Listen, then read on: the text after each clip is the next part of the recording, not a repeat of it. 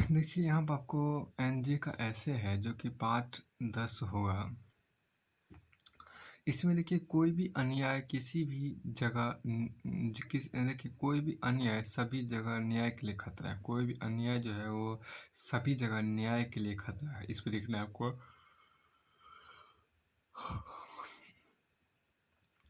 देखिए, मानव प्रकृति की अनूठी कृति है। वह अन्य प्राणियों से इस बात में भिन्न है कि वह बुद्धिमत्ता का प्रयोग बेहतर समाज बनाने की दिशा में करने में सक्षम है। वह संवेदनाओं से युक्त तथा अन्य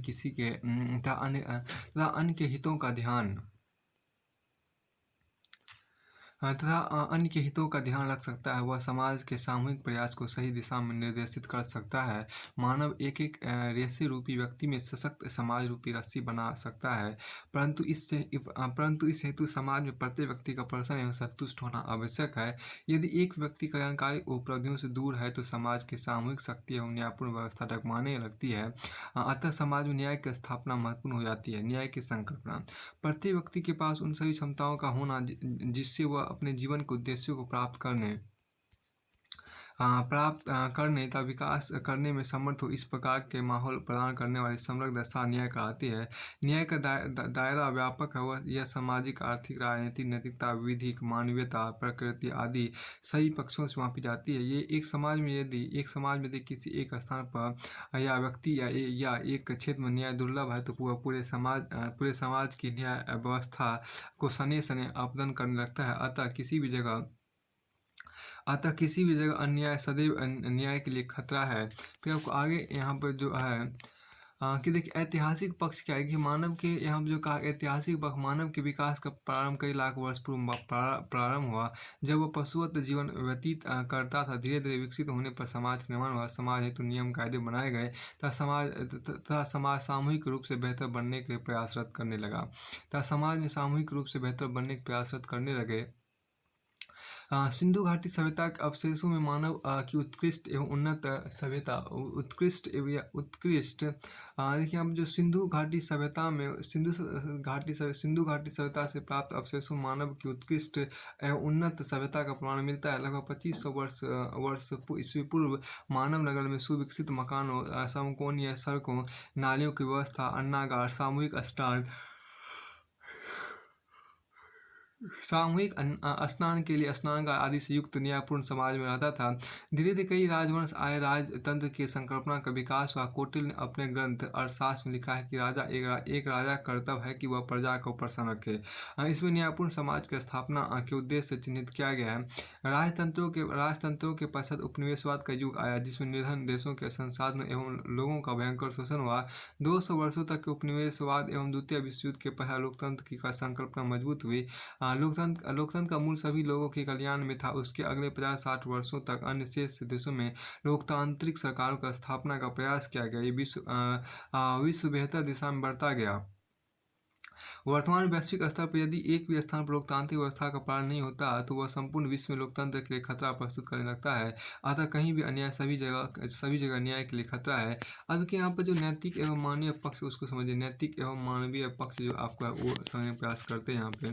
तो इसमें जो मानव में संवेदना का गुण है तथा वह स्वयं के कल्याण के साथ साथ अन्य का भी कल्याण चाहता है एवं इस दृष्टि से प्रयास करता है।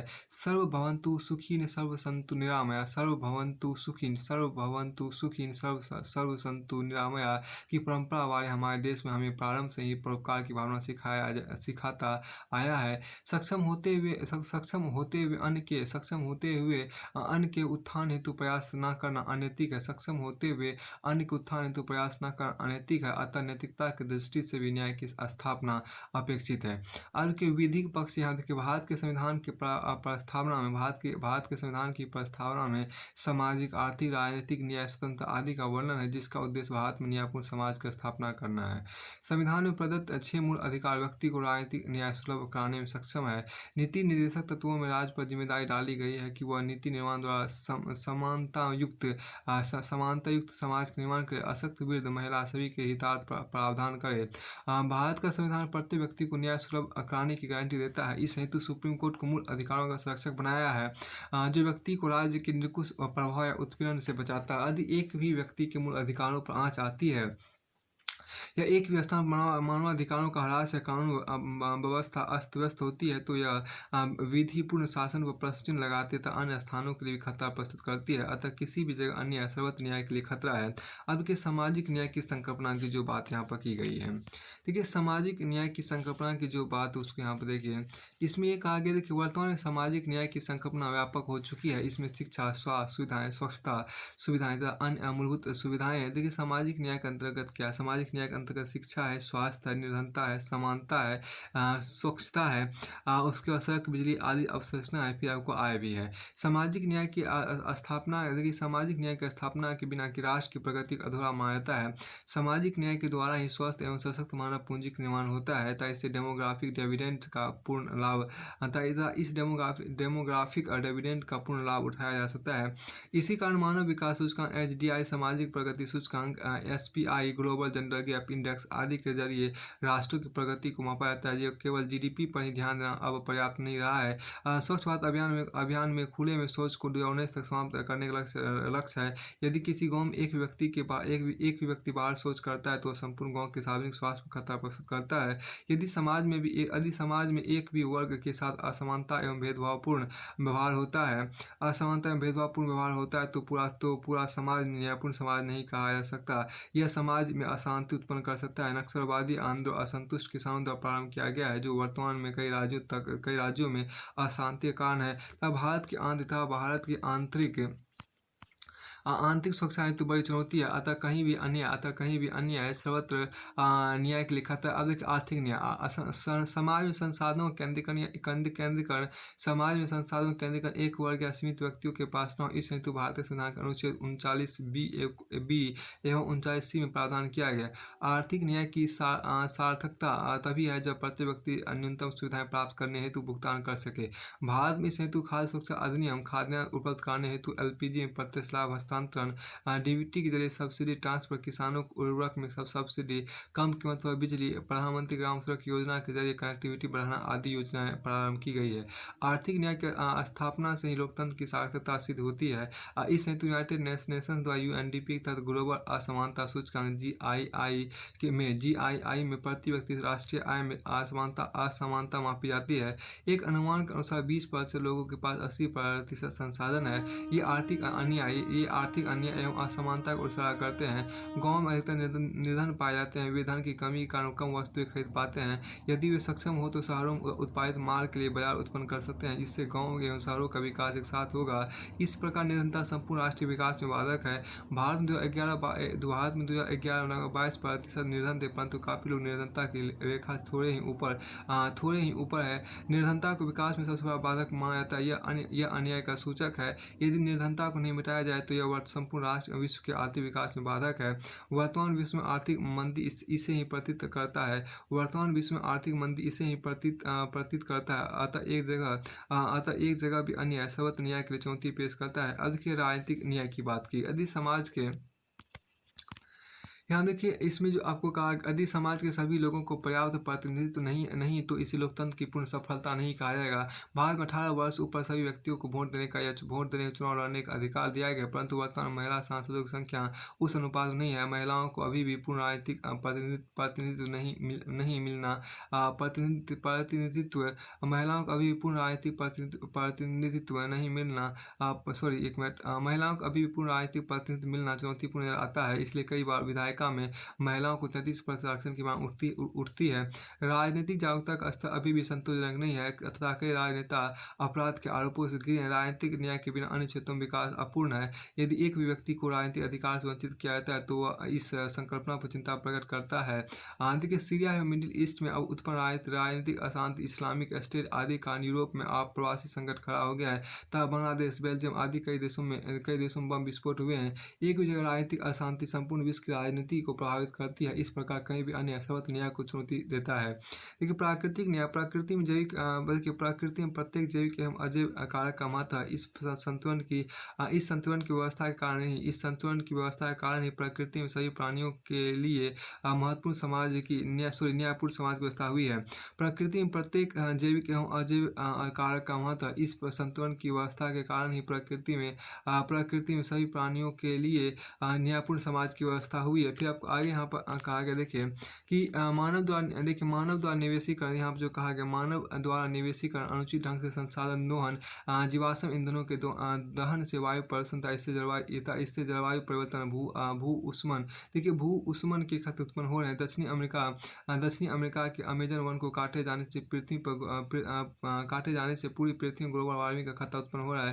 पारिस्थितिक तंत्र में से यदि एक भी जीव पर संकट उत्पन्न होता है तो संपूर्ण पारिस्थितिक तंत्र की स्थिरता पर खतरा उत्पन्न होता है। एक नदी में यदि एक भी जगह प्रदूषण है तो इससे संपूर्ण नदी में रहने वाले जीवों तथा इसके पेयजल की गुणवत्ता पर प्रभाव पड़ता है। यह न केवल नदी बल्कि भूगर्भ के जल एवं समुद्र को भी प्रदूषित करती है। अतः कहीं भी अन्य सर्वत्र न्याय के लिए खतरा है। उपसंहार अर्थात निष्कर्ष में देखिए क्या समय के साथ न्याय की संकल्पना व्यापक होती जा रही है। प्रत्येक क्षेत्र में न्याय की स्थापना के लिए इसका सार्वभौमिक सर्वत्र होना आवश्यक है। राजनीतिक, सामाजिक, आर्थिक, प्रकृति आदि क्षेत्रों में न्याय की संकल्पना में कई चुनौतियां हैं। देखिए परंतु सारे देश इन्हें पहचानते तथा इसे स्थापित करने के प्रयास कर रहे हैं। वैश्विक स्तर जलवायु परिवर्तन हेतु वार्ता 2030 तक संपोषणीय विकास लक्ष्यों SPG की प्राप्ति आदि प्रयास उल्लेखनीय है। न्याय की स्थापना में चुनौतियां अवश्य है, परंतु इसकी पूर्ण आशा है कि हमारा राष्ट्र संवैधानिक उद्देश्यों को प्राप्त करने में सक्षम होगा तथा कल्याणकारी एवं न्यायपूर्ण समाज की व्यवस्था होगी एवं संपूर्ण विश्व न्याय की स्थापना कर सकेगा। अब आगे आप देखिए जो आपको आगे का निबंध है वो आपको यहाँ पर है क्या कि विकास केंद्र में विज्ञान को रख कर गरीबी मिटाई जा सकती है। यहाँ पर आपको कहा गया कि विकास, इसमें आपको कहा गया विकास के केंद्र में विज्ञान को रखकर गरीबी मिटाई जा सकती है। जापान को देखकर बड़ा आश्चर्य होता है। एक ऐसा देश जिसके पास न पर्याप्त प्राकृतिक संसाधन है, न ही सुरक्षित निवास स्थान, फिर भी लगातार दुनिया की शीर्ष अर्थव्यवस्थाओं में शुमार है। द्वितीय विश्व युद्ध की विभीषिका झेल चुका यह देश न जाने कितने भूकंप और प्राकृतिक आपदाओं का सामना करता आया है।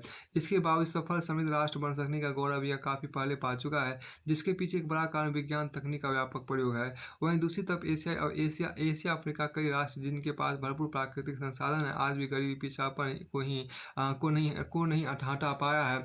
देखिए इसका एक बड़ा कारण पुरानी शैली पर टिका विकास है। विज्ञान अपनी अथाह क्षमता से विकास के हर क्षेत्र में क्रांतिकारी बदलाव लाने की ताकत रखता है, परंतु क्या सिर्फ विज्ञान ही गरीबी हटाने का उपकरण बन सकता है या और भी उपाय साथ में करना जरूरी है?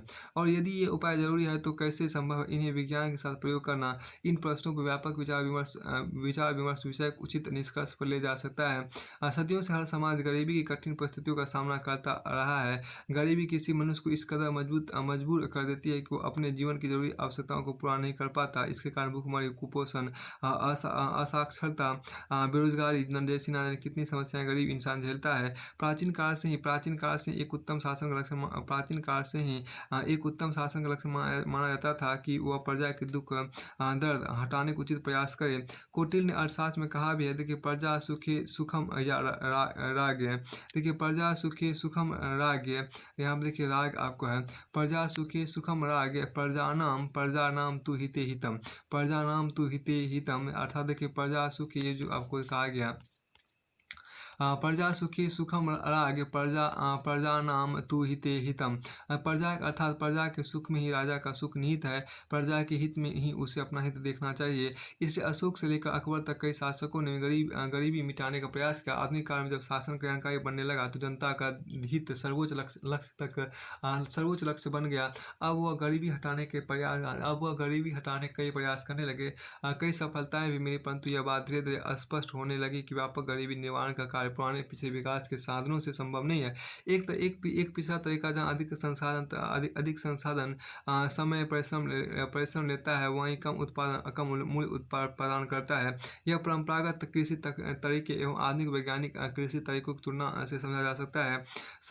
देखिए इसे पूरी दुनिया में अब विज्ञान आधारित विकास से गरीबी मिटाने की मुहिम छिड़ गई है। विज्ञान एक ऐसी व्यवस्थित तार्किक ज्ञान प्रणाली है जो कम संसाधनों में भी अधिक उत्पादन प्रदान करने की व्यवस्था बताती है।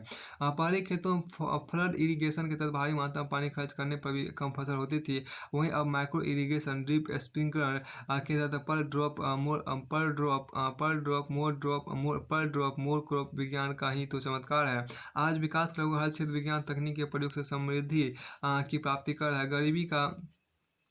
गरीबी का सबसे देखिए यहाँ पर क्या गरीबी का सबसे भयावह रूप भुखमरी अब विज्ञान के प्रयोग से काफ़ी कम हो गई है। कृषि नमी यंत्र विकसित बीज और बेहतर तौर तरीकों इससे वैज्ञानिक प्रयोगों ने ग्रीन रेवोल्यूशन को ला खड़ा कर दिया है। भारत जैसा देश जो कभी भूख से करा रहा था भारत जैसा देश जो कभी भूख से करा रहा था, अब अनाज निर्यातक बनकर 127 करोड़ जनता का पेट भी भर रहा है। उचित आहार उपलब्धता भी तब तक सही पोषण प्रदान नहीं कर सकती जब तक स्वास्थ्य सुविधाएं, पेयजल, स्वच्छता, बीमारी निवारण न उपलब्ध हो।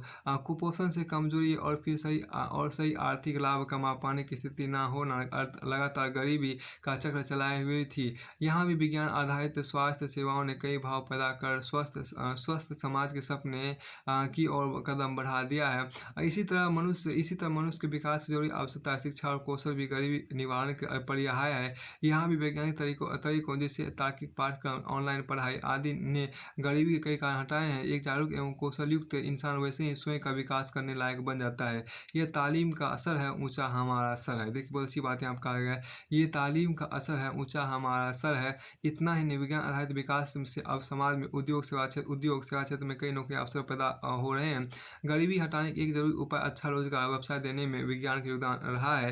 लगातार बढ़ती अर्थव्यवस्था में शिक्षा कौशल प्राप्त एक गरीब युवा भी बेहतर जॉब पा सकता है। सामाजिक आर्थिक क्षेत्र को ही नहीं बल्कि प्रशासनिक राजनीतिक क्षेत्र विज्ञान तकनीक से गरीबी मिटाने का प्रयास का भाग है। ई गवर्नेंस या स्मार्ट गवर्नेंस व्यापक तौर पर पारदर्शिता, जवाबदेही लाकर प्रशासन को बेहतर बनाने में आपको मदद की है। यह भी गरीबी निवारण के लिए जरूरी सुशासन का रूप बन रहा है। तार्किक सोच, देखिए यहाँ पर क्या कि तार्किक सोच के कारण अब धार्मिक सांस्कृतिक क्षेत्र में भी सुधार तार्किक सोच या एक मिनट यार तार्किक सोच के कारण अब धार्मिक सांस्कृतिक क्षेत्र में सुधार भी गरीबी को कम करने का साधन बनता जा रहा है। इसमें कोई संदेह नहीं कि विज्ञान तकनीक आधारित विकास ने हमारे गरीबी का स्तर घटाने में काफ़ी मदद की है। सारी दुनिया इसका प्रभाव महसूस कर चुकी, परंतु आज विकास, पर्यावरण प्रदूषण, बढ़ती असमानता, नैतिक पतन जैसी कई समस्याओं से ग्रस्त है। यह विकास रूप विज्ञान के साथ अन्य घटकों को भी गरीबी हटाने में जरूरी अनुभव करा रहे हैं। इससे अब यह जरूरत बनती जा रही है कि दुनिया के विकास मॉडलों में सामाजिक के मूल्यों, कमजोर वर्गों के प्रति विविध धर्मों, संप्रदाय आदि का सम्मान भी शामिल हो। एक ऐसा विकास स्वरूप विकसित हो जो समाज को पर्यावरण प्रेम, नागरिक मानवीय कर्तव्य, नैतिक मूल्य का भी पाठ पढ़ाए, ताकि वह सभी वर्गों के विकास को ध्यान में रख सके। तुम्हारे दिल की चुभन भी जरूर कम होगी, किसी के पाँव का कांटा निकाल कर देखो। तुम्हारे दिल की चुभन भी जरूर कम होगी, किसी के पाँव का कांटा निकाल कर देखो। अतः विकास देखिए यहाँ पर अतः विकास के साथ विज्ञान और मूल्य का सही संयोजन जरूरी है। ताकि असमानता के स्थान पर सभी का विकास संभव हो सके।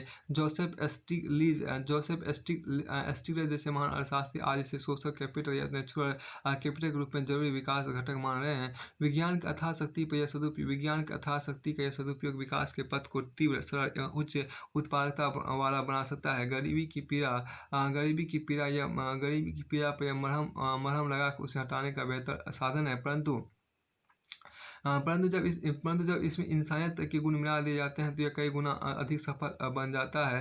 फिर येन किन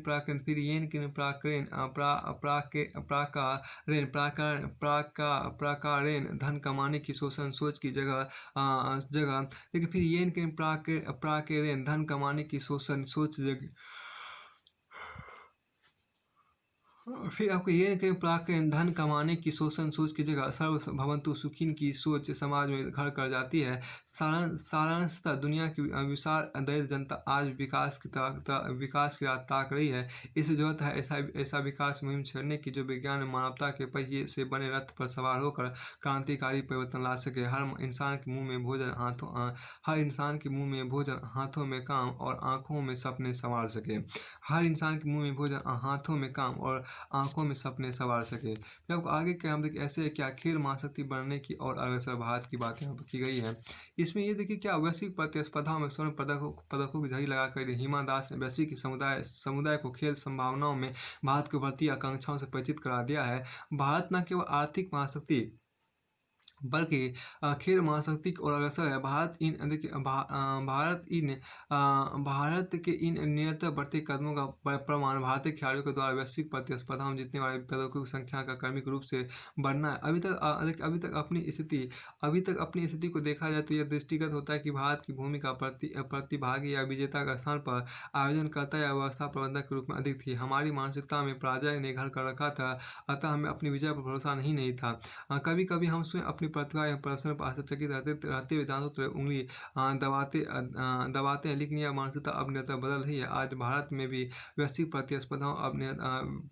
प्रतिस्पर्धाओं को जीतने वाले खिलाड़ी मौजूद है। निशानेबाजी जैसे खेल में भारत के निशाने को अचूक माना जाता है। मनु भास्कर, सौरभ चौधरी जैसे उभरते हुए निशानेबाजों को स्वर्ण से कम में संतोष नहीं होता। वहीं हिमा दास ने भारत की अद्भुत वहीं हिमा दास ने भारत के अद्भुत एथलीट के रूप में तिरंगे आपको यहाँ पे एथलीट के रूप में तिरंगे के साथ स्वयं को भी अंतर्राष्ट्रीय स्तर पर गौरवान्वित किया है। ओलंपिक खेलों के इतिहास को देखा जाए तो भारत के प्रदर्शन को देखकर निराशा ही हाथ लगती है। यद्यपि 2016 के लिए रियो ओलंपिक में भारत को 3 पदकों से संतोष करना पड़ा, लेकिन मजे की बात यह रहा कि ये तीनों पदक बेटियों के ही नाम रहे, जिसमें पीवी सिंधु और साक्षी मलिक मुख्य हीरो रही। वर्ष 2018 में आयोजित एशियन गेम्स का युवा ओलंपिक की बात की जाए तो भारत ने स्वर्ण पदकों पर भी अपना दावा पक्का किया है। खेलों में निरंतर उत्कृष्टता के स्तर तक पहुंचता यह प्रदर्शन इस बात का द्योतक है कि भारत खेल महाशक्ति बनने के पथ पर निरंतर अग्रसर है। ऐसा हम नहीं कर सकते। यहाँ देखिए कि ऐसा हम नहीं कर सकते कि आज़ादी के उपरांत खेल के क्षेत्र में भारत ने प्रगति नहीं की। चूँकि नवोदित राष्ट्र को सर्वप्रथम आमजन की मूलभूत सुविधाओं यथा शिक्षा, स्वास्थ्य, रोजगार, कृषि उद्योग के विकास पर ध्यान देना होता है, इसलिए प्रगति की रफ्तार धीमी रही है। काश उस समय हमने खेल को भी मूलभूत जरूरतों में माना होता तो स्थिति बेहतर होती। देखिए, भारत ने खेलों में भाग लेने से होते हुए प्रबंधन तक, आयोजक से लेकर शीर्ष तक पहुंचने का रास्ता तय किया है। 1950-19 तक निरंतर खेल क्षेत्र में भारत का प्रदर्शन सुधरा है, मगर अभी तक इसका कसक शेष है। क्रिकेट में 1983 का विश्व कप भारतीय टीम द्वारा जीता जाना एक प्रकार से टर्निंग पॉइंट साबित हुआ, क्योंकि उसके पश्चात आमदन की भी खेल के क्षेत्र में रुचि बढ़ी है। 1996 का अटलांटा ओलंपिक में लिएंडर पेस ने टेनिस में कांस्य पदक जीतकर भारत में इसकी प्रति जिज्ञासा बढ़ाई। 2004 के एथेंस ओलंपिक में राजवर्धन राठौर ने निशानेबाजी में रजत पदक जीता। 2008 में बीजिंग ओलंपिक में व्यक्तिगत स्पर्धा में स्वर्ण पदक जीतने वाले पहले खिलाड़ी अभिनव बिंद्रा बने। 2012 एवं 2016 में ओलंपिक खेलों में भी भारतीय खिलाड़ियों ने पदक जीतकर भारत के सफर की मशाल को जलाए रखा है। राष्ट्रमंडल खेलों की बात की जाए तो भारत शिखर पर आता है। यहाँ तक कि एशियन खेल एवं अंतर्राष्ट्रीय प्रतिस्पर्धा में भी भारतीय खिलाड़ियों ने सोना जीतने का सिलसिला बनाए रखा है। फिर देखिए क्या भारत के खेलों के क्षेत्र में, देखिए भारत के खेलों के क्षेत्र में अब तक पिछड़ा होने का मुख्य कारण देश में खेल संस्कृति का अपेक्षानुरूप न होना है। इस कारण 121 करोड़ जनसंख्या में से ओलंपिक पदकों की संख्या दाहिक आंकड़ा भी नहीं छू पाती है। इसके अतिरिक्त खिलाड़ियों को उचित प्रशिक्षण, डाइट एवं स्वास्थ्य सुविधाएं नहीं मिल पाने के कारण खिलाड़ी अंतर्राष्ट्रीय प्रतिस्पर्धाओं से पिछड़ जाते हैं। खेलों में अवसरणात्मक सुविधाओं की कमी भी एक बड़ी समस्या है। इसके लिए निजी निवेश का बढ़ाए जाने की आवश्यकता है। ग्रामीण स्तर पर खेलों के प्रति नकारात्मक मानसिकता, खेलोगे कूदोगे तो होगे खराब, पढ़ोगे लिखोगे तो बनोगे नवाब ने भी ग्रामीण प्रतिभाओं को खेलों को वैकल्पिक कैरियर के रूप में चुनने में बाधा उत्पन्न की है। खेलों के स्थानीय प्रकृति होने के कारण भी उभरती प्रतिभा अंतर्राष्ट्रीय मंचों खेलों में भागीदारी नहीं निभा पाती है। सरकार द्वारा खेल को प्रोत्साहित करने के प्रयासों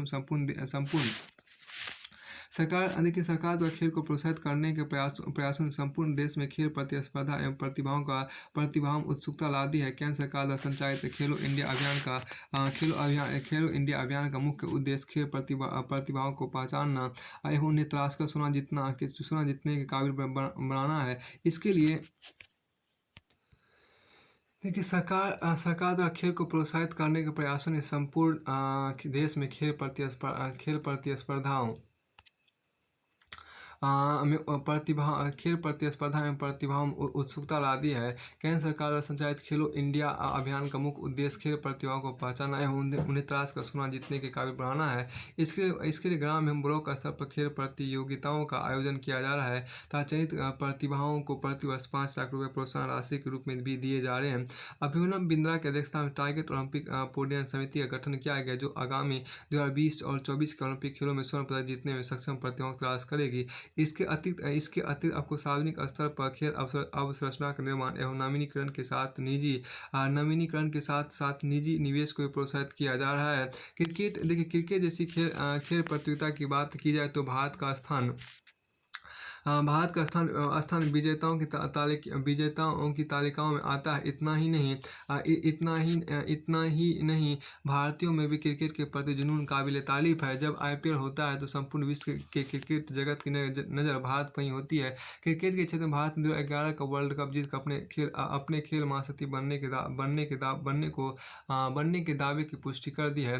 भारत में अब खेल परिदृश्य का विश्लेषण किया जाए तो निशानेबाजी, gymnastic, race, weight lifting, boxing, badminton, tennis, cricket, table tennis जैसे लगभग सभी इंडोर एवं आउटडोर खेलों में अंतर्राष्ट्रीय प्रतिस्पर्धाओं की पदक तालिका में भारत का नाम सम्मानजनक स्थान पर पहुंच रहा है। यद्यपि भारत अपने अभूतपूर्व प्रदर्शन ने पूरी दुनिया को दांतों से अंगुली दबाने को मजबूर कर दिया, तथापि अभी भी कुछ संरचनात्मक, संस्थागत एवं प्रक्रियात्मक कमियां हैं जिन्हें दूर किया जाना अपरिहार्य है। कि जैसे खिलाड़ियों के चयन में भाई भतीजावाद के स्थान पर प्रतिभा को महत्व दिया जाना चाहिए। खेल को शारीरिक प्रतिस्पर्धा के साथ साथ व्यावसायिक स्वरूप भी दिया जाना चाहिए जिससे खेल प्रतिभाओं एवं खिलाड़ियों की आजीविका एवं जीविकोपार्जन का साधन भी बन सके। खिलाड़ियों को आर्थिक सहायता के साथ साथ सम्मानित मंचों से पुरस्कार एवं सम्मान भी दिए जाने चाहिए जिससे उनमें अभिप्रेरणा बढ़े एवं आम लोगों में भी खेलों के प्रति जिज्ञासा बढ़े। इन कुछ क्षेत्रों को यदि सुधारा जाए और बाकी के खेलों में भारत के प्रदर्शन को ध्यान में रखे तो हम पाते हैं कि भारत के लिए खेल की महाशक्ति के रूप में उभरना ज़्यादा कठिन नहीं है। हाँ, इन सुखद अनुभूतियों से भाव विभोर होने से बचना चाहिए जो हमने हाल ही में कर्मिक रूप से प्राप्त की है, क्योंकि आंशिक सफलताओं से मिली प्रसन्नता आंशिक सफलताओं से मिली प्रसन्नता एवं खुशहाली हमारे बढ़ते कदमों के लिए आलस रूपी अवरोधक का काम करती है। खेल ऐसा ही क्षेत्र है जहाँ सतत एवं लगातार प्रयास सफलता के आवश्यक है और सफलता प्राप्त करने के बाद भी शिखर बने रहने के लगातार कठोर परिश्रम की आवश्यकता होती है। यहाँ हमें सूर्य सी ऊर्जा एवं धरती सा धैर्य धारण करने की आवश्यकता है। सूर्य सा ऊर्जा एवं धरती सा धैर्य धारण करने की आवश्यकता है, क्योंकि हम सभी जानते हैं कि slow but steady wins the race. तभी भारत विश्व खेलों की एक महाशक्ति के रूप में अपना कीर्तिमान स्थापित कर पाएगा। फिर आपको आगे यहाँ पर देखिए जो कहा गया कि विनम्रता सर्वोच्च सद्गुण है। यहाँ पर कहा गया विनम्रता सर्वोच्च सद्गुण है। इसमें आपके जो कहा विनम्रता सर्वोच्च सद्गुण है। देखिए बचपन में कहानी बड़ी रोचक लगी थी। एक बार एक पेड़ एवं घास के बीच साथ साथ अंकुरित होते हैं। देखिए दोनों अपनी अपनी प्रकृति अनुसार बढ़ते, किंतु प्रकृति में जहाँ पेड़ का लंबा होना था घास का छोटा होना तय है। पेड़ घास के इस बोने पर पहुँचता था और अहंकारी बातें करता था। घास शांत रहती थी। एक दिन नदी का तेज बहाव आने पर घास अपनी प्रकृति का झुक गई, जबकि पेड़ अहंकारवस्था में टूट गया। उपरोक्त कहानी का सार इतना ही नहीं कि विनम्र बने रहने से दीर्घायु होते हैं, जबकि अहंकार विनाश का कारण है। अपितु इसके मर्म को समझने की आवश्यकता है, जो संकेत करता है कि व्यक्ति जीवन में कितनी ऊंचाइयों को प्राप्त कर ले, किंतु उसे अपनी जड़ों को नहीं भूलना चाहिए। अर्थात अपने से छोटे के साथ सम्मानपूर्वक व्यवहार करना चाहिए। रहीम के एक दोहों में कहा भी गया है, रहीमन देख बड़ेन को लघु ना दीजिए डारी, जहाँ काम आवे सुई का कहा करे तरवारी। कहा करे तरवारी। देखिए, रहीमन देख बड़ेन को लघु न दीजिए डारी, रहीमन देख बड़ेन को लघु न दीजिए डारी, जहाँ काम आवे सुई कहा करे तरवारी, या का करे तरवारी, या कहा करे तरवारी। प्रत्येक व्यक्ति जीवन में, देखिए, प्रत्येक व्यक्ति जीवन में सफलता अर्जित करना चाहता है, तथा यह जीवन में आवश्यक भी है, किंतु जीवन की सफलता एवं सार्थकता एक दूसरे पर आश्रित है, अथवा दोनों का एक दूसरे से कोई संबंध नहीं। सम्राट अशोक ने अपनी सेना के मध्य में लाकर कलिंग को हराया तथा उसको अपने राज का हिस्सा बनाया, किंतु इतनी सफलता के बावजूद उसने धर्म ग्रहण किया। देखिए, इसकी आवश्यकता क्या थी, क्या सफलता पर्याप्त नहीं थी? यहाँ तक कि वर्तमान विश्व भी अशोक को कलिंग विजेता के रूप में नहीं बल्कि धर्म के अनुयायी के रूप में देखता है। देखिए, अब जो खास बात कहा गया विनम्रता। हाँ, देखिए, हम जो कहा, देखिए, विनम्रता व्यक्ति का वह गुण है जो सामाजिकरण की प्रक्रिया में उसके द्वारा ग्रहण किया जाता है। देखिए, मनुष्य मूल प्रवृत्ति में स्वार्थी अहंकारी होता है, किंतु जैसे जैसे वो अपने आसपास के वातावरण के संपर्क में आता है, उसकी मूल प्रवृत्ति का लोप होता जाता है, तब नवीन गुणों का प्रभाव प्रखर होने लगता है। समाज के सामाजिक ढांचे को मजबूती प्रदान करने के सहिष्णुता, सौहार्द, करुणा, सहयोग आदि गुणों का विकास होता है। इन्हीं गुणों के मिश्रण से विनम्रता रूपी सद्गुण का विकास होता है। विनम्रता के संदर्भ में कहा भी जाता है, विनम्रता के संदर्भ में भी यह कहा जाता है कि महान लोगों के द्वारा धारण किया जा सकने वाला गुण है, क्योंकि तुच्छ व्यक्ति आपको अधजड़ गगरी छलकत जाए कि भांति विनम्रता ग्रहण नहीं कर पाता और कूप मंडूक वहीं बने रहता है। ज्ञानी मनुष्य विनम्रता को दिखाते नहीं बल्कि आत्मसात कर लेते हैं।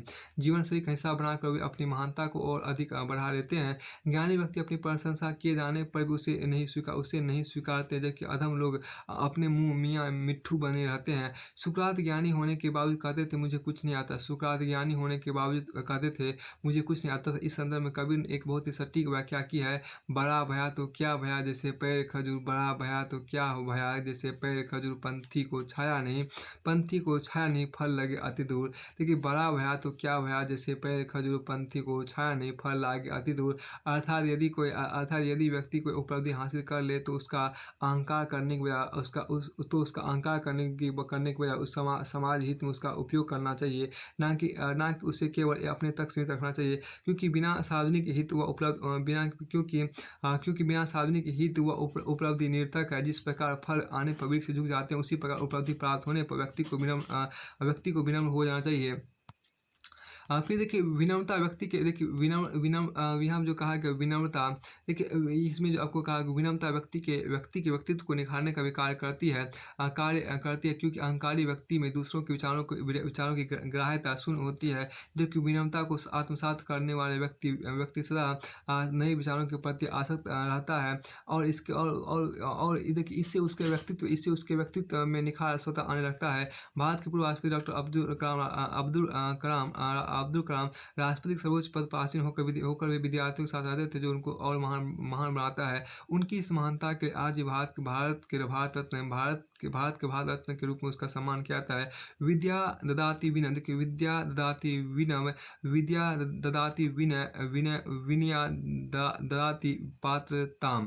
देखिए, विद्या ददाति विनय, विद्या ददाति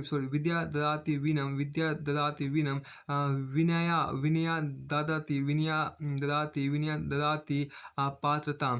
अर्थात ज्ञानेक्षु व्यक्ति में ज्ञान केवल सूचना का भंडार नहीं बल्कि वह उसको विनयशील भी बनाता है। यही विनम्रता व्यक्ति को जीवन पथ पर अग्रसर होने का मार्ग प्रदान करती है, क्योंकि विनम्रता में ही व्यक्ति का पात्रता ग्रहण करता है। अर्थात विनम्र व्यक्ति को सामाजिक व्यवस्था की योग विनम्रता व्यक्ति को सामाजिक व्यवस्था की योग बनाती है, ताकि जीवन निर्वाह बेहतर हो सके। विद्यार्थी के 5 मूलभूत गुणों में से विनयशीलता एक प्रमुख गुण है, जो उसे अध्यापक तथा सहपाठियों विचारों के प्रति सहिष्णु बनाता है। विनम्रता व्यक्ति के नेतृत्व क्षमता के विकास का अनिवार्य पहलू है। यदि नेतृत्वकर्ता विनम्र है तो उसके नेतृत्व को जनता स्वीकारती है। विनम्रता के गुण से युक्त नेतृत्वकर्ता स्वयं के विचारों को थोपने के बजाय उनको जनमानस के सुझावों से परिपक्व बनाता रहता है। उदाहरण के महात्मा गांधी राष्ट्रीय आंदोलन के नेतृत्व के दौरान सत्य एवं अहिंसा को अपना साधन घोषित करते हुए स्वतंत्रता रूपी साध प्राप्ति को चुना। सत्य एवं अहिंसा विनम्र व्यक्ति के दो आभूषणों की भांति है, जो विनम्रता को और अधिक प्रभावी गुण बनाते हैं। फिर आपको आगे यहाँ पर देखिए कहा गया क्या कि विनम्र व्यक्ति के संदर्भ में कहा जाता है कि वह हमेशा सुखी रहता है, क्योंकि उसे किसी तरह की कोई समस्या नहीं होती, ना प्रतिस्पर्धा, ना द्वेष, ना ईर्ष्या। इन सभी अवगुणों से दूर रहते हुए वह केवल अपने ही नहीं बल्कि समाज के विकास के प्रयत्नशील रहता है। महात्मा बुद्ध के संदर्भ में एक प्रसंग है कि जब वे ज्ञान प्राप्ति के भटक रहे थे, तब लोगों ने उनको पत्थर बरसाए, गालियाँ दी, किंतु महात्मा बुद्ध इससे विचलित हुए बिना अपने कार्य साधना में लगे रहे और अंततः महापरिनिर्वाण प्राप्त किया। विनम्रता वह क्षमता है जो किसी भी व्यक्ति का हृदय परिवर्तन कर सकती है। विनम्रता जीवन को सार्थकता की ओर ले जाती है। जिस मार्ग पर चलते हुए व्यक्ति महान हो जाता है, विनयशीलता ही मोक्ष है। अर्थात विनम्र व्यक्ति इसी जीवन में सार्थकता को प्राप्त कर लेता है, जो मोक्ष के समान ही है। विनम्रता व्यक्ति को धरातल पर गिरे हुए पंख के स्थान से उठाकर हवा की तरह गगन के उस क्षेत्र में ले जाती है जहाँ वह सर्वोच्च कहे जाने वाले पर्वत से भी ऊंचा पहुंच जाता है। विनम्रता को कई बार व्यक्ति की कमजोरी भी मान लिया जाता है। इसी विनम्रता का दमन अहंकार के द्वारा किया जाने लगता है, किंतु जिस प्रकार सत्य को दबाया जा सकता है, परास्त नहीं किया जा सकता है, उसी प्रकार विनम्रता कुछ समय की कमजोरी प्रतीत हो सकती है, किंतु अंततः उसकी क्षमता इतनी व्यापक होती है कि वह पर्वत के समान कठोर बाधा को भी दूर कर सकती है। इसी रास्ते पर चलते हुए गांधी जी ने ब्रिटिश बाधा को नेस्तनाबूद किया था। विनम्रता लोचशीलता प्रदान करती है और कुछ इसी लोचशीलता को सहिष्णुता भी कहा जाता है। भारतीय सांस्कृतिक संदर्भ में इसी कवि इकबाल ने कहा था, यूनान मिस्र रोमा सब मिट गए जहाँ से कुछ बात है कि हस्ती मिटती नहीं हमारी। फिर आपको आगे यहाँ पर देखिए कहा गया कि आगे इसमें आपको है क्या, देखिए यह बात भारतीय सांस्कृतिक सहिष्णुता ही थी कि जिससे वह हजारों वर्षों तक भी अक्षुण्ण बनी रहे। विनम्रता व्यक्ति हो या संस्कृति उसे चिर अस्तित्व प्रदान करती है, जिससे उसके मार्ग में आने वाली बाधाएं स्वतः समाप्त हो जाती है, जबकि अहंकार अस्थायी एवं क्षणभंगुर है। विनम्रता व्यक्ति के सामाजिक व्यक्तिगत मनोवैज्ञानिक विकास के लिए एक अनिवार्य गुण है। किसी राष्ट्र संस्कृति समाज के चिर स्थायित्व के लिए भी उसका विनम्र अर्थात सहिष्णु होना आवश्यक, अतः स्पष्ट है कि विनम्रता सर्वश्रेष्ठ सद्गुण है। फिर आपको आगे यहाँ पर देखिए जो कहा गया कि महिलाओं की भागीदारी से बढ़ता हुआ आर्थिक विकास की बात यहाँ पर की गई है। देखिए यहाँ पर जो कहा कि मैं किसी समाज द्वारा किए गए विकास को उसकी महिलाओं के विकास के रूप में आंकता हूँ। डॉक्टर अम्बेडकर ने कहा था भारत आज विश्व की सबसे तेजी से बढ़ रही अर्थव्यवस्थाओं में से एक है। तेजी में से आपको यहाँ जो आपको कहा गया भारत आज विश्व की सबसे तेजी से बढ़ रही अर्थव्यवस्थाओं में से एक है। भारत के विकास दर आज बड़ी से बड़ी विश्व शक्तियों का ध्यान अपनी ओर खींच रहा है। इस विकास की गाथा में देश की आबादी अर्थात देश की आधी आबादी देश की देखिए यहाँ पर क्या कि इसमें देखिए इस भारत के विकास दर आज बड़ी से बड़ी शक्तियों का ध्यान अपनी ओर खींचे हुए है। इस विकास की गाथा में देश की आधी आबादी अर्थात महिला की भूमिका भी उत्तरोत्तर बढ़ रही है। अनेक सामाजिक आर्थिक विसंगतियों के बावजूद आज हर मोर्चे पर महिलाएं पुरुषों के साथ कंधे से कंधा मिलाकर खड़ी दिखाई देती है, लेकिन ये आत्मविश्वास उन्हें सदियों के संघर्ष के बाद हासिल हुआ है। प्राचीन काल में अपारा एवं घोषा जैसी विदुषी महिलाओं ने अपनी कृति पताका लहराई है।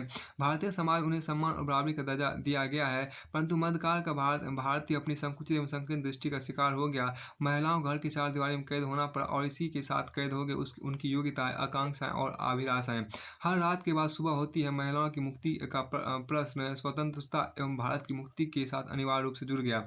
शुरू भी महिला सशक्तिकरण किया था, जो आज तक अनवरत जारी है। आज की नारी सामाजिक, राजनीतिक, आर्थिक एवं सांस्कृतिक सभी प्रश्नों पर पुरुषों के समकक्ष प्रयास करती हुई प्रतीत होती है। देखिए आज राष्ट्र के निर्माण में वो अपनी भूमिका से न केवल परिचित है, बल्कि उसकी गंभीर जिम्मेदारी का निर्वहन करने के लिए तत्पर भी।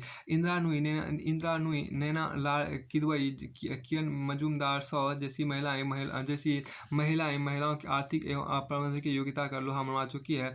महिलाएं निरंतर उच्च पदों पर आसीन हो रही है और इन सब के साथ वे सबसे पुराने बजट अर्थात घर की अर्थशास्त्र को संभालने की भूमिका का भी कुशलतापूर्वक सदियों से प्रबंधन करती आ रही है। इनके साथ ही वे अपनी शैक्षिक योग्यता में निरंतर सुधार कर रही है। जनसंख्या गणना आंकड़े की पुष्टि करते हैं। इंजीनियरिंग जैसे क्षेत्र जहां महिलाओं की उपस्थिति कम दिखाई देती है में भी उनका निरंतर रुझान बढ़ा है। सामाजिक गतिविधियों में भी वे पहले से अधिक जागरूक हुई है। वे अपने अधिकारों को समझ रही है और उनका उपयोग भी कर रही है। फिर चाहे हाजी अली दरगाह में सिग्नापुर मंदिर में प्रवेश का मुद्दा हो या फिर 3 तलाक जैसे मुद्दे, सरकार भी इनकी इसी भूमिका को स्वीकार करते हुए जल एवं वायुसेना में युद्धक भूमिका में महिलाओं की नियुक्ति को स्वीकार कर चुकी है। इसी प्रकार यदि बात राजनीतिक क्षेत्र की करें तो यहाँ भी पंचायती स्तर पर महिला प्रधानों ने गंभीर परिवर्तन के प्रयास किए हैं।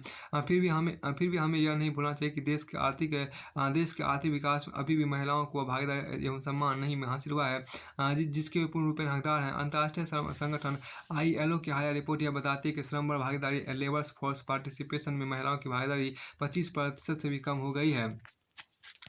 फिर आपको आगे देखिए यह बात केवल श्रम बल भागीदारी की ही नहीं, अब महिलाओं को अनेक सामाजिक, आर्थिक, सांस्कृतिक एवं मनोवैज्ञानिक चुनौतियों का भी सामना करना पड़ रहा है। ILO की ही एक अन्य रिपोर्ट के मुताबिक महिलाओं को समान पदों पर महिलाओं को समान पदों पर कार्यरत पुरुषों की तुलना में कम वेतन दिया जाता है, तो अधिकांश शीर्ष पदों पर पुरुषों का कब्जा है। बात यही नहीं समाप्त होती है। आंकड़े यह भी बताते हैं कि दुनिया की सबसे कम तनख्वाह वाली नौकरियों में 60% महिलाएं ही हैं। कहने का तात्पर्य यह है कि ग्रास सीलिंग जैसी समस्या संस्थागत रूप ले चुकी है, तो वहीं कार्यस्थल पर छेड़छाड़ एवं यौन उत्पीड़न की समस्याओं से भी महिलाओं को दो बचार होना पड़ता है। पुरुषवादी सोच से ग्रसित समाज अभी भी स्वेच्छा से महिलाओं को आय में बराबरी का दर्जा देने को तैयार नहीं दिखता। आंकड़े बताते हैं कि एक महिला औसतन एक पुरुष से अधिक कार्य करती है, फिर भी दुनिया भर की सरकार सकल घरेलू उत्पाद GDP के आंकड़ों में घरेलू कार्य के मूल्य शामिल करने के प्रश्न पर मौन साध जाती है। इसके साथ ही एक महिला होने की पारिवारिक जिम्मेदारी का एक तरफा बोझ तो समाज ने पहले ही ढाल रखा है। देखिए 30 पर छेड़छाड़, देखिए 30 क्या होता है, 30 पर छेड़छाड़, छिनताकसी, बलात्कार, दहेज हत्या, यौन अपराधों का मनोवैज्ञानिक संतरास भी महिलाओं की कार्यक्षमता आपको महिलाओं की कार्य क्षमता प्रभावित करता है। अनुकूल एवं परिणात्मक वातावरण का अभाव एवं आजन्म भेदभाव शारीरिक, मानसिक और मनोवैज्ञानिक रूप से इन्फीरियरिटी कॉम्प्लेक्स से ग्रसित करने का कार्य भी करता है। महिलाओं द्वारा चुनौती के बाद देश के सामाजिक आर्थिक विकास में योगदान को पहचानते हुए आज सरकार मातृत्व लाभ संशोधन अधिनियम 2016 लेकर आई है, जिसमें गर्भावस्था दौरान छुट्टियों को बढ़ाने से क्रेच की व्यवस्था समेत अनेक प्रगतिशील प्रावधान है। फिर आपको आगे यहाँ पर कहा गया है कि इसी प्रकार का कार्यस्थल पर यौन उत्पीड़न अधिनियम 2013 के माध्यम से एक अनुकूल वातावरण एवं सुरक्षित माहौल प्रदान करने का प्रयास किया गया है। महिलाओं को 24/7 कार्य की स्वतंत्रता से संबंधित एक ड्राफ्ट विधेयक भी लाया गया है, जिससे कि महिलाएं सुरक्षा के साथ एक लचीली समय सारणी में कार्य कर सके। महिलाओं के स्वास्थ्य पर सरकार का ध्यान केंद्रित है। इंदिरा गांधी मातृत्व सहयोग योजना के माध्यम से गैर संगठित क्षेत्र में भी गर्भावस्था दौरान 6,000 रुपये की सहायता दी जा रही है। सतत विकास लक्ष्यों के तहत लिंग समानता उद्देश्यों को ध्यान में रखते हुए महिलाओं ने के सामाजिक आर्थिक सशक्तिकरण के प्रयासों को बल दिया जा रहा है। आज एक पक्ष और है जहां महिलाओं की भागीदारी की सर्वाधिक आवश्यकता है, वह है स्वयं के विषय में निर्णय लेने की स्वतंत्रता। संभवतः विभिन्न योजनाओं में महिलाओं को घर के प्रमुख के रूप में पहचान पुरुषवादी सोच को बदलने का ही एक अंग है। आज आश्चर्य नहीं होता है कि जब IMF अपने आंकड़ों से स्पष्ट करता है कि किस प्रकार महिलाओं की श्रम बल में अधिक भागीदारी GDP में अप्रत्याशित वृद्धि कर सकती है। आज मूल प्रश्न यह है कि जब संविधान ने 67 वर्ष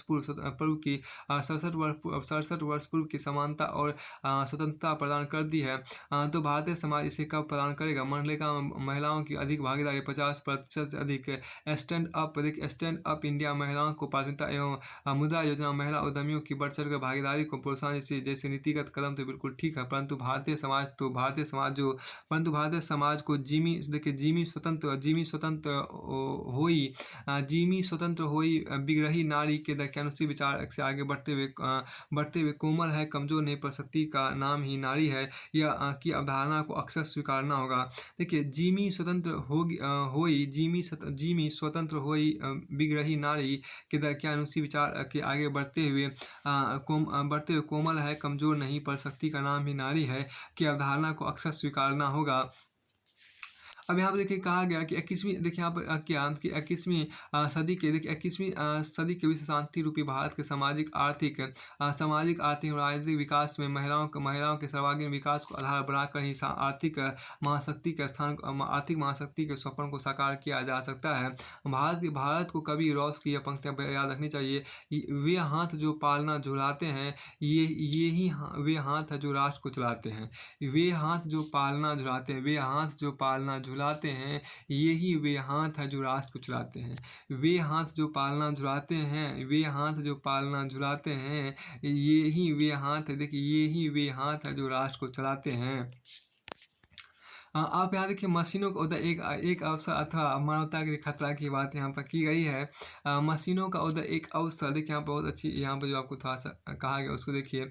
मशीनों का उदय एक अवसर अथवा मानवता के लिए खतरा की बात यहाँ पर आपको है। देखिए इसको हम थोड़ा सा बाद में हम कर सकते हैं।